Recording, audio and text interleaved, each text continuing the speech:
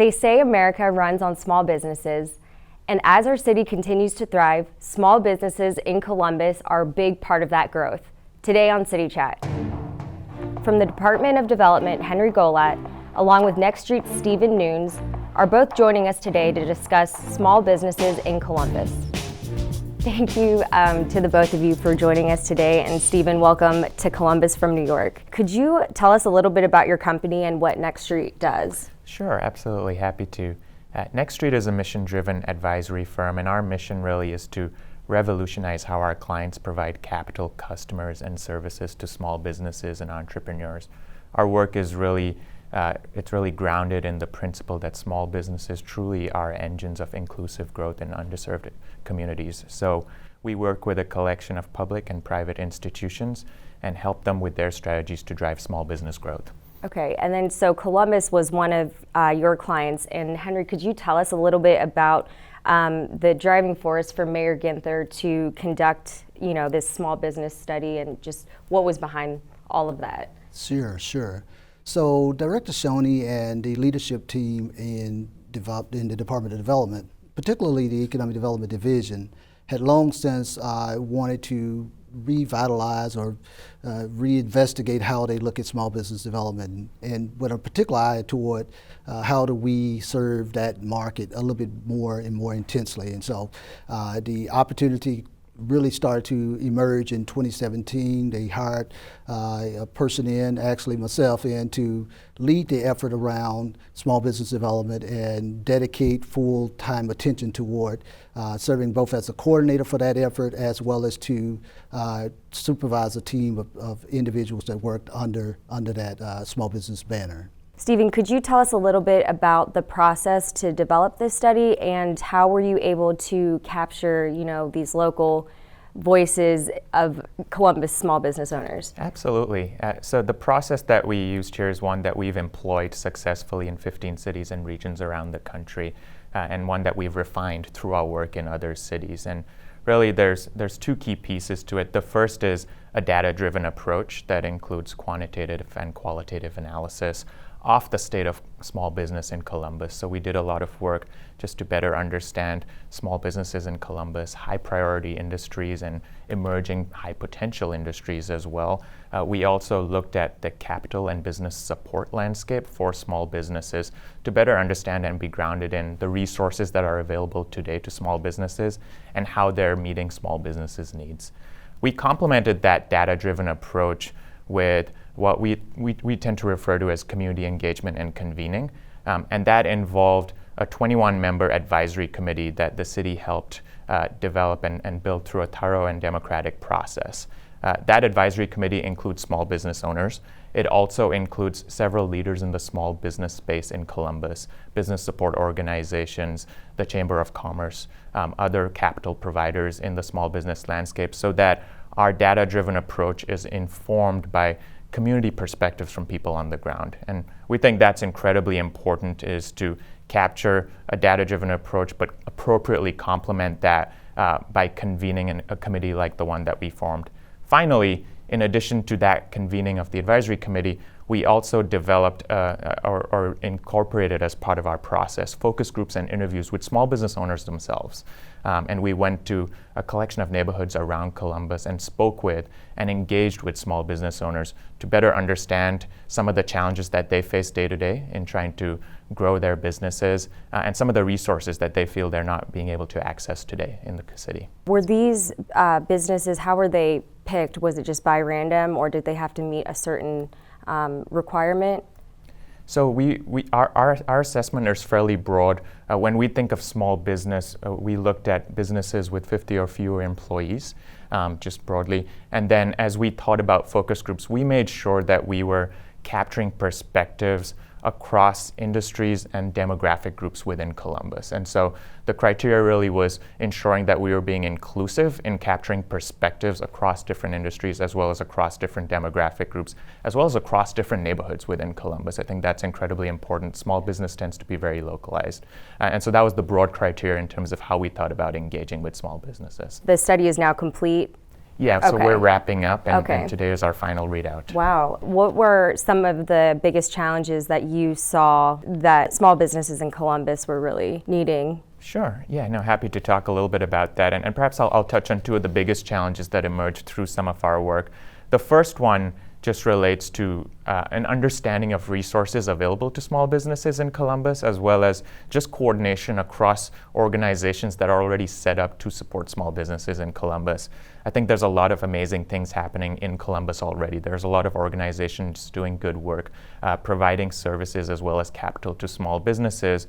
One of the challenges we encountered through this process, though, is that a lot of small business owners aren't aware of these resources. They don't know where to go or where to look for these resources. And as you can imagine, for a small business owner, they tend to work incredible hours. It tends to be a grueling profession.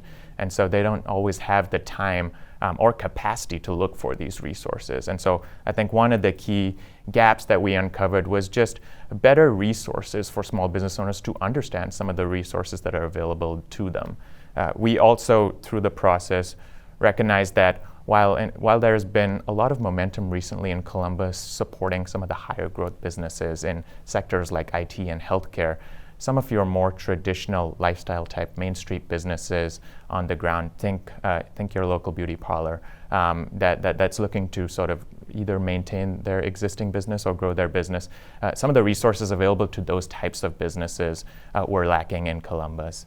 I think the final thing that I'll touch on a little bit that came up through some of our work and through our engagement across demographics and neighborhoods was just a challenge locally in Columbus in terms of resources available to underserved communities, so people of color, immigrants, as well as women-owned entrepreneurs. I think a stat that speaks to it that emerged from our study is that in Columbus, just 4% of all businesses are Black-owned, just 3% of total businesses in Columbus are Latinx-owned, and just 19% of all small businesses are owned by women.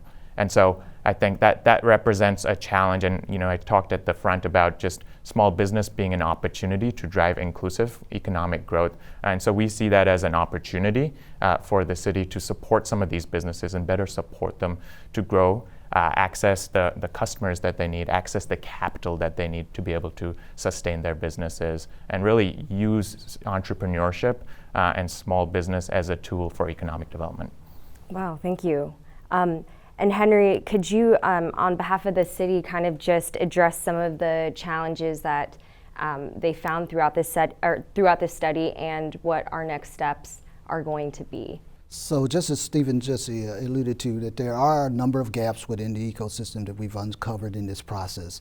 And I should say that this process has really been thorough. And you asked a question earlier about the impetus for getting us here. And we just wanted to make sure that we were very intentional about this whole thing and inclusive as much as possible. But some of those gaps, as he said, we are a diverse community. That diversity is not really showing up or resonating very well in terms of our entrepreneurship and our small business base.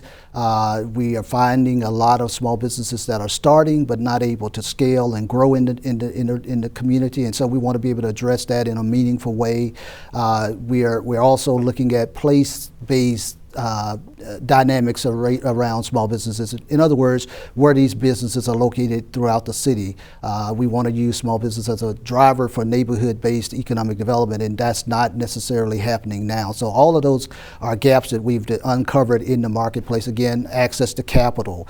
We're not seeing access to capital at the level for minority and women-owned businesses that parallels or that is in comparison to what you would see with minority business owners and minority businesses. And so those are gaps that we see. And so what we want to do in going into the next phase of this work is to use that data, the facts that are on the ground that we've uncovered, and articulate that in such a way to where it begins to form a strategy, not just a strategy for the city of Columbus, but a strategy that can be embraced and adopted by our partners, the other stakeholders within the community, so that we can move as one unit, if you will, to address this opportunity. We see it as an opportunity, not a challenge, not a problem, but as an opportunity for us to better shape the dynamics of our ecosystem for the city of Columbus.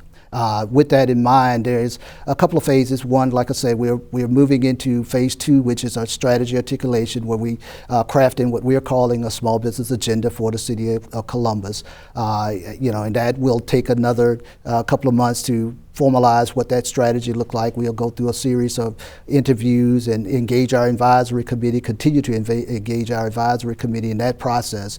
But we'll also add others to that process and to that mix as well.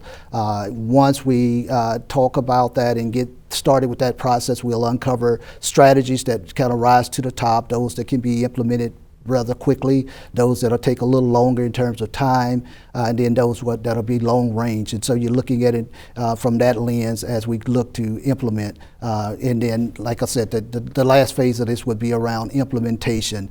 How do you craft that agenda such to where it can be implemented, and then what's the time frame for implementation? We're thinking as we have kind of thought through this process, this is a 3 to 5 year action plan that allows us to see change, not immediately in all areas, hopefully in some of those short-term areas, but more importantly, to put forth an effort that creates systemic change over the long haul. And so that's kind of the process we are looking to use and implement. This whole process, will it be available to the public to kind of see these strategy agendas and Certainly.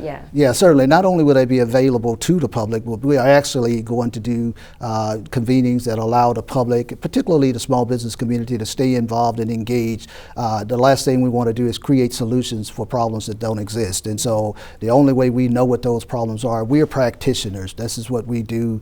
The city is not in a business per se. We don't run a business, we run a government. And so we are needing to have that voice of the small business community, the community at large, because part of it is about access to customers and providing customers with the goods and services that they will procure. And so we want to be as inclusive and informed by the public as possible. Is there anything that either one of you would like to add to this conversation? I would just say that, we've worked in several cities around the country, and one of the things that has impressed me about Columbus is just the commitment to collaboration as well as implementation. And that's a credit to Henry and the city, but that's also just speaks to the nature of the culture here and some of the support organizations and their commitment to work alongside the city in developing some of these strategies. And I think that sets the city up well as the broader small business ecosystem for where we go from here. Yeah, and my final comments would be really to thank not only Mayor Ginther and the administration for standing with this, President Hardin and the others, but also to more importantly thank the small business community who is believing in us and have actually challenged us as a city to step up to the plate and deliver on expectations and opportunities that we all talk about so often. If you are a small business owner or want to learn more, go to www.columbus.gov/development. Thanks for watching City Chat on CTV.